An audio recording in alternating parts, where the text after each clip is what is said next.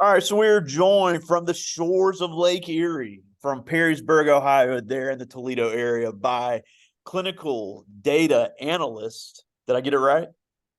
Clinical data analyst with MedMutual there in Ohio, Nadia Dumevi.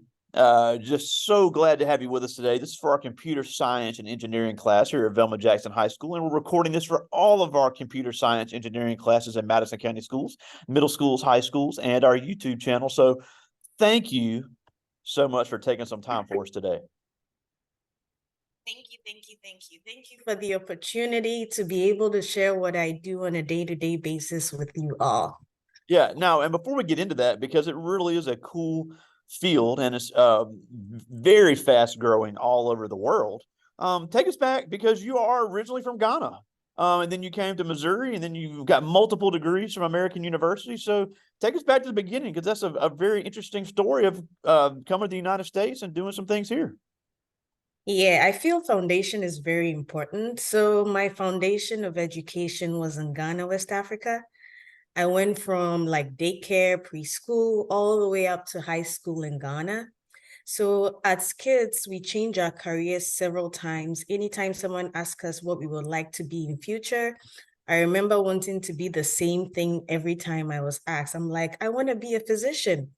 And it was what actually brought me to the United States. So I took the SATs, the final year of high school, and got a partial undergraduate scholarship to Missouri Valley College. It's a college in small town Marshall, Missouri. I majored in biology pre-medicine with a minor in chemistry. So after my undergraduate graduation, I moved to a slightly larger city in Missouri and worked as a medical scribe in the emergency department. So I worked nights as a medical scribe, and during the day, I'd study for the medical school exams known as the MCAT. It's like SATs, but for those wanting to pursue a career in medicine. So long story short, as a result of my status as an immigrant, I had to choose between going to medical school in the Caribbean or pursuing a master's degree. At that time, it was a very difficult decision to make. If I had to do it all over again, I'll make the same decision, which was to pursue a master's degree in public health with a concentration in epidemiology and health administration. So that is what brought me to the Toledo area. I did my first internship in the health department, realizing it was something I didn't want to do long term. So in the school I attended, usually after an internship, there's a presentation where you present what you did to your peers and your advisors. And during this presentation, one of my peers presented about the work he was doing in the healthcare space with people with hypertension, like high blood pressure. And knowing that that is something that really affects, like, especially the Black population, I approached him after the session and asked if there was an opening for an intern in his organization. Wow. So that began my journey into the world of health informatics. Yeah, and I think that's important because with the way technology is changing now and the way AI and computer science have become so we rely on it so much in every field. So many kids want to get into health science because, they think it's good money, and it is. But at the end of the day, right now, you can make the argument that the technology professionals in health science are just as important as the healthcare professionals because of all that we're relying technology for, as far as diagnosis, as far as the instruments that are keeping people alive, the x-ray machines, all of the databases that have to store prescriptions and patient information. So and then the cybersecurity people, because there's always a risk of security threats, and then protecting personal information as far as billing. So take us a little bit through that, because I don't think a lot of these kids understand that healthcare, even though the doctors and nurses will still be needed, the medical technologists and health informatics are going to be even more needed as we continue to evolve technology in healthcare. Yeah, that's true. So actually, I've been in the US for more than 10 years, and I have seen as a whole how healthcare is changing. So I'll just like to touch on health informatics as a whole. So think of a diagram with three circles. You think of data, you think of technology, and you think of patient care, which is very important. So where all these three circles connect, that small area is termed health informatics. It's small, but I feel there are so many careers underneath that intersect both science and engineering for improved healthcare delivery. And I strongly believe healthcare is one of those fields where you will always have job security. You know, there are different domains under the large umbrella of health informatics. There's information technology, clinical research informatics, population health, and we have biosurveillance systems, as was seen during the COVID pandemic. So just the various processes that increase efficiency and productivity, and also cost reduction, and also utilizing all these into decision-making in healthcare make up the big umbrella of health informatics. Yeah, and before we even get into the high-tech technology stuff, I know here in Mississippi, all of our major hospitals just had a major software change over into the Epic system, which you may be familiar with. So it is used by patients, doctors, everybody in the hospital to have one umbrella system for the entire place. Now, the people in Epic that run that system, they don't have a healthcare background. They have a software and programming background. So these technology professionals were coming into the hospital to help the hospital run better. And it was really cool. I got to know some of them, and they have multiple backgrounds of education. Some of them have gotten the 4-year degree in computer science. Some of them have just gone to certification programs. Some have gone to community college and gotten the 1 or 2-year certification. And because they had experience with the software, were able to land a really good job. And they were getting to travel around and help these hospitals launch this system and then stay there for a while and help them run it. So what type of things go on as far as that type of software? So software we have a lot. I cannot even touch it, because in the healthcare system, as you mentioned, Epic, there are other competing ones like Cerner. We have eClinicalWorks. Like, we have so many of those softwares. Like you mentioned, they're like tech people doing it, but I feel like sometimes you need people in the healthcare industry who have background information in healthcare to sometimes run this program. So what we are seeing now is that even though we have tech people or we have healthcare, like as I mentioned, I do not have a degree in computer science, but I had to learn it because that is where everything is going. Yeah, absolutely. So it's just, go ahead. Mm-hmm. No, I'm saying absolutely, you're right.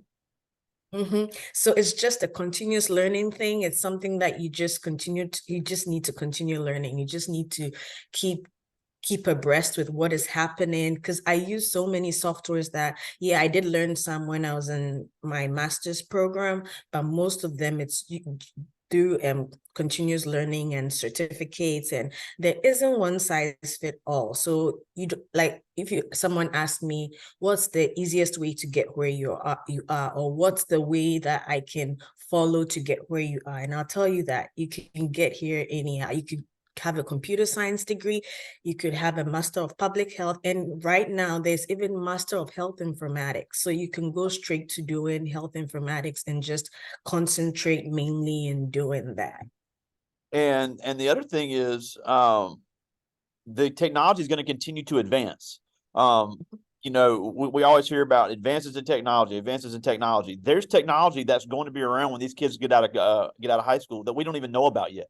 So you're going to have people to learn this, because you're going to have people that are already there, but these companies and these hospitals and these clinics, they want people that have the experience with it, that have learned it at 19, 20 years old. Mm-hmm. Mm-hmm. I agree.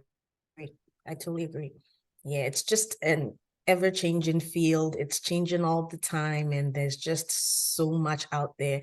And I'm sure 10 years from now, there'll be a lot more that we have to learn just to make sure there's good patient care and we are reducing overall cost in healthcare. Yeah, and we've had some IT pros on here before. But what I try to show these kids is that, we hear on the news all the time about robots are going to take our jobs, AI is going to take our jobs, and that's just not true.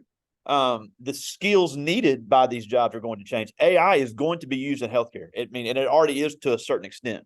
So these, but getting a background in AI can lead you to a great career in healthcare. It's going to do away with maybe a certain skill type of job, but people are still going to be needed, and technology trained people are going to be needed, because we had an AI futurist last week, and she talked about AI can do things, but humans can do things AI can't do. And AI can, you can plug in symptoms to AI and it can give you possible causes, but an AI isn't going to be able to read a person's face when they're talking to you. They're not going to be able to, accurately take certain vital signs. So having that working relationship is so vital to patient care. I do agree, and especially machines cannot decision make. They cannot make decisions. You can tell a machine what to do, but at the end of the day, it's the human that makes those decisions. So, and saying that it does evolve, because in the sense that we are saying that, hey, AI is coming. Like in my organization right now, we are looking into bots to do increase efficiency. So what I mainly do is more into data. So sometimes I'll spend days, weeks, hours trying to analyze data, but I feel like AI is coming in there to make me more efficient. So I'll have more time for other processes. So it's not going to take away my job. It's just going to enhance what I'm already doing. Yeah, and even as far as the housekeeping in a hospital, you may have a robot to do some certain task, but it's going to need somebody to program it. It's going to need somebody to for quality control, for maintenance. So the menial task and the unskilled jobs may be done away with, but you're still going to need people to work in this healthcare field. Yeah. Yeah, exactly. Now, we are going to get to some questions from the students, but one thing I did want to talk about, because I think it's important, is being an immigrant in this country. And we're going to have some immigrants that see this later, because we have several in our district. But just share, even though obviously in Ghana, they speak English, so you didn't have as much of a language barrier as other immigrants have had, but it's still a struggle. So what are some things that you've dealt with being an immigrant to this country, even though you're obviously more than qualified to do your job, obviously very intelligent, but still there's a stigma around immigrants that is completely unfair that you've had to deal with. So can you share a little bit about that? Well, for me, I feel more it's access, because normally as an immigrant, when you come and you're studying, one thing it's just the job market. People think when they hire an immigrant, they'll have to take care of their paperwork. They'll have to, like, just the added cost of employing an immigrant. But I will say I beg to differ, because I feel like we understand the unique place we've been placed in, and we put in our everything in whatever we do, and knowing that. And I feel like we also pursue education at a faster rate, because as an F1 student, or that's someone who comes in as a student into this country, in order to stay longer, we just continue to go to school. We try to be hardworking, we are resilient, we are persevering. So I just feel like it's a unique spot. So I feel like people shouldn't perceive it as we're about to take their jobs. I just feel like there should be more inclusion, and then there should be more being culturally competent, in the sense that you should be open to see or listen to what we have to say, or listen to what we have to do, because we definitely do bring a unique experience.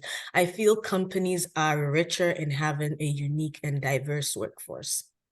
Absolutely. And especially with all of the tech professionals that have come out of West Africa in the last few years, there really is skills all over the globe that can be used by everyone. Because at the end of the day, when we just said the goal of all of health informatics is patient care.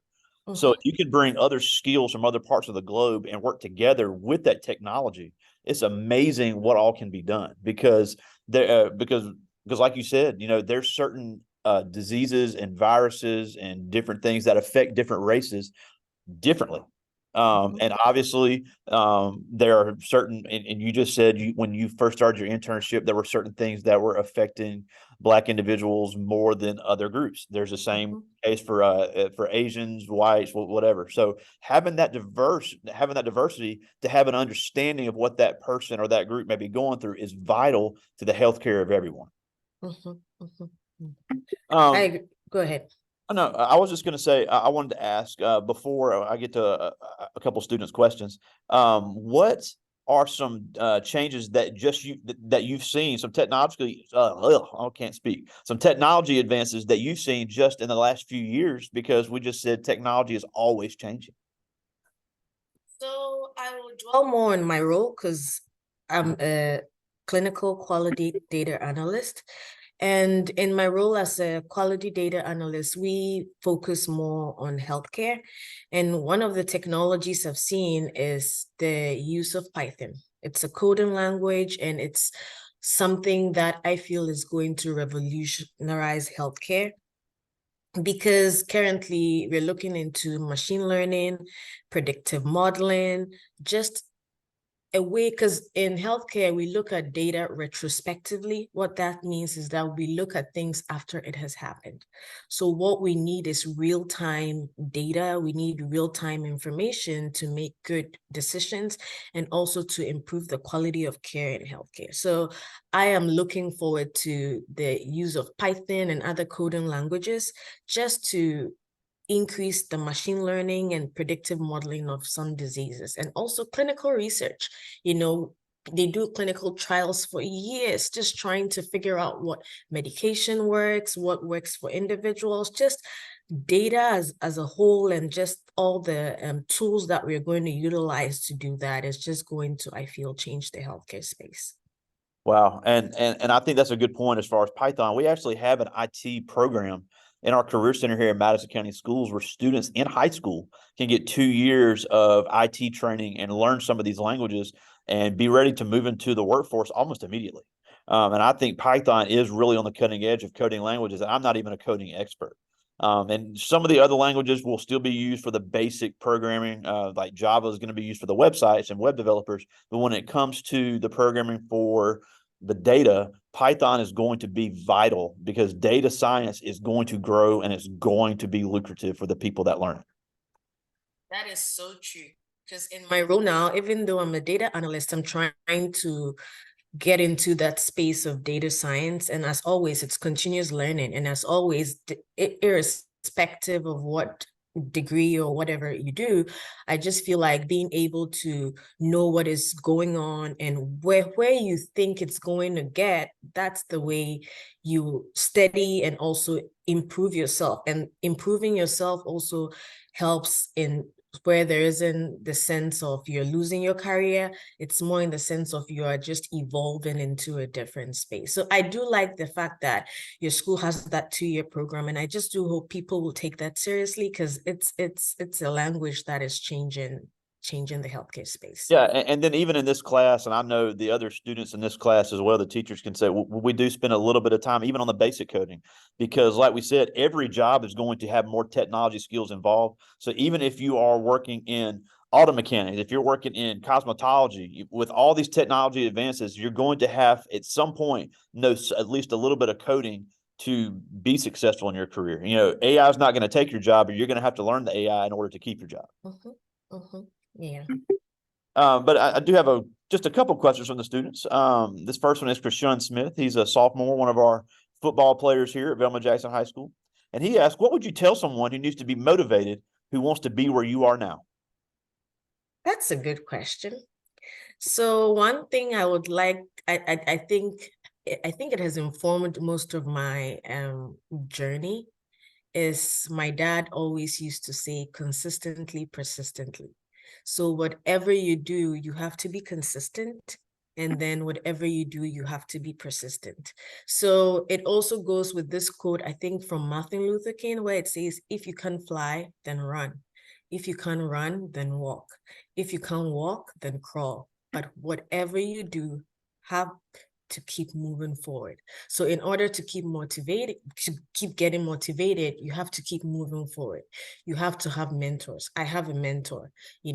When I started this journey, my manager in my previous job was my mentor. Like she was someone I could always go to. Even now, I do go to her anytime I have like data issues. I'm like, hey, can I run this by you?